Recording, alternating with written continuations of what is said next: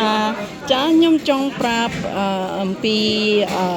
Hindu លោកសង្ឃ Hindu គេពាក់អាវដូច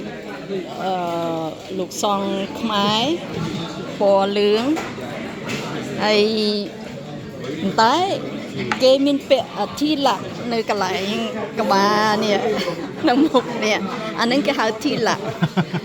ហើយនេះគេហៅធីលៈអានឹងលោកសង្ឃ Hindu គេពាក់អញ្ចឹងហើយ 6G ហើយសក់កាត់ជែ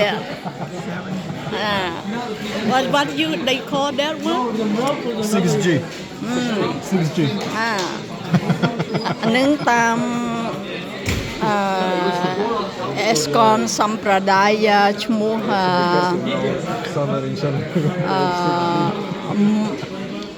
What is the Eskon Sampradaya name, Prabhu? Brahma Gaudiya Vaishnava Sampradaya.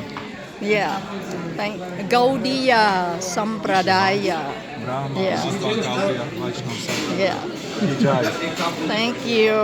You're welcome. ហើយឥឡូវដល់ប្រាសាទម More pressure. See you later. ឥឡូវមកដល់ញ៉ាំប្រាសាទមហើយគេមកញ៉ាំអាហារនៅនេះហើយលោកសង្ឃមកអាចញ៉ាំអាហារជាមួយអ្នកធ្វើការជាមួយគ្នាអ្នកឯកជន